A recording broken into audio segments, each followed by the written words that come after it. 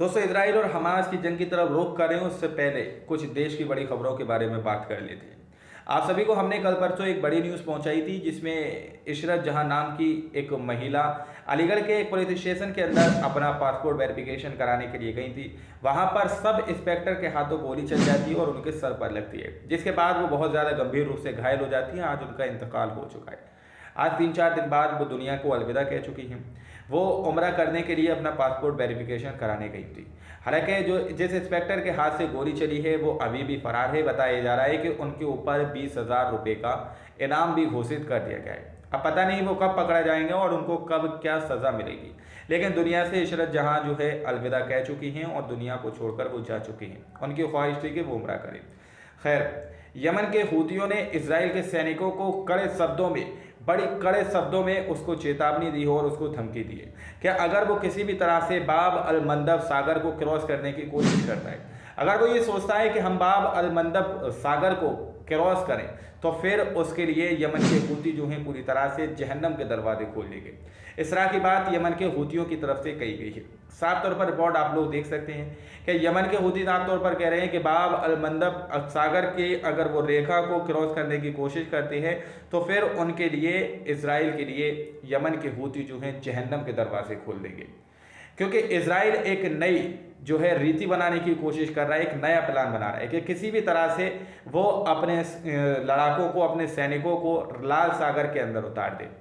तो वहीं पर ईरान के डिफेंस मिनिस्ट्री की तरफ से बड़ा बयान सामने निकल कर आया। उन्होंने साफ तौर पर कहा है लाल सागर में एक समुद्री टास्क फोर्स स्थापित करने की अमेरिकी योजना पर ईरान के रक्षा मंत्री ने कहा है कि कोई भी ऐसा नहीं कर सकता कि आप उस क्षेत्र में थे जिसे हम नियंत्रित करते हैं। अगर अमेरिकी दरवाजे ऐसी मूर्खतापूर्ण बात है तो आगे के क्षणों और बल के संघर्ष के लिए क्रोध में कोई जगह नहीं है। बहुत सारी समस्याओं का सामना करना पड़ेगा।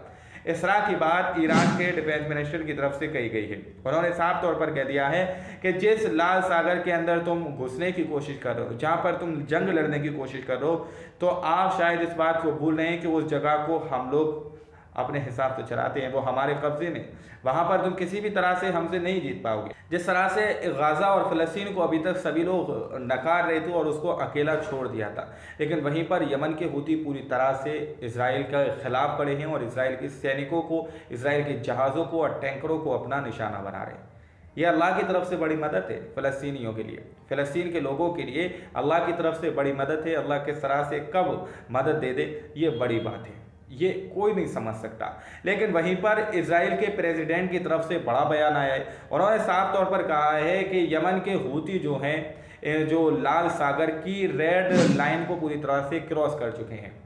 इस तरह की बात इजराइल के प्रेसिडेंट बोल रहे हैं कि हूती जो हैं लाल सागर की रेड लाइन को क्रॉस कर चुके हैं। अरे तुम्हारे अंदर हिम्मत है तो उनको रोको, उन पर जाकर हमला करो। यमन के हूतियों को तुम रोक सको तो रोक लो, तुम्हारे अंदर अगर कूदा है।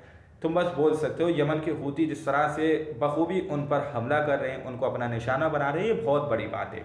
लेकिन इजराइल के प्रेसिडेंट अब बोल रहा है कि वो रेड सागर के यानी लाल सागर की जो रेड लाइन है वो क्रॉस कर चुके हैं, तो वो क्रॉस करेंगे।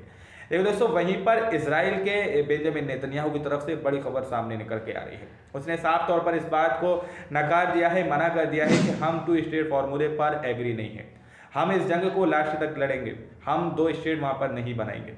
यानी कि इजराइल चाहता है कि फ़लस्तीन ख़त्म हो और फ़लस्तीन को ख़त्म करके वो इजराइल का ही राज जो है वहाँ पर स्थापित करना चाहता है। अब लगने लगा है कि बेंजामिन नेतन्याहू पूरी तरह से अपना खात्मा चाहने लगा है, क्योंकि वो 2 स्टेट फार्मूले पर एग्री नहीं हो रहा। हालांकि उस पर काफ़ी ज़्यादा दबाव बनाया जा रहा है। वो कह रहा है सिर्फ एक ही स्टेट रहेगा और वो रहेगा इसराइल, लेकिन ये होगा नहीं, ये होगा नहीं। खैर, बड़ी खबर सऊदी अरब की तरफ से भी निकल के आ रही है। आप लोग स्क्रीन पर देखिए, ये हैं सऊदी अरब के फैसल बिन फरहान। इन्होंने भी बहुत कड़े शब्दों में निंदा की है, फ़लस्तीनियों के लिए बहुत कड़े शब्दों में निंदा की है कि जो गाज़ा के अंदर इसराइल जो हमला कर रहा है ये सही नहीं है। इस तरह की बात फैसल बिन फरहान बोलते हुए नजर आ रहे हैं। अरे भाई, इनको एक स्क्रिप्ट लिख के दे दी जाती है और ये वही बात यहाँ पर कहने को बैठ जाते हैं। लेकिन यमन के हूतियों ने कोई बात नहीं कही थी, उन्होंने डायरेक्ट हमला बोला, डायरेक्ट फ़लस्तीन के साथ फ़लस्तीनियों के लिए वहाँ पर खड़े हुए और फ़लस्तीनियों की मदद की है। लेकिन ये लोगों को एक फर्रा दे दिया जाता है, एक स्क्रिप्ट दे दी जाती है, ये लोग उसी स्क्रिप्ट को पढ़ते हैं और कड़े शब्दों में कड़ी निंदा करने की यहाँ पर बात करते हैं। तो इनकी कड़ी निंदा से खैर कुछ नहीं होने वाला है। यमन के हूती पूरी तरह से अपना मोर्चा संभाल चुके हैं और इजरायली सैनिकों को पूरी तरह से उन्होंने ये धमकी दे दी है कि अगर वो किसी भी तरह से उस रेड सागर के पास हमला करने की कोशिश करते हैं, बाब अल मंदब को पूरी तरह से अगर क्रॉस करने की कोशिश करते हैं, तो उनके लिए जहन्नम के दरवाजे खोल दिए जाएंगे।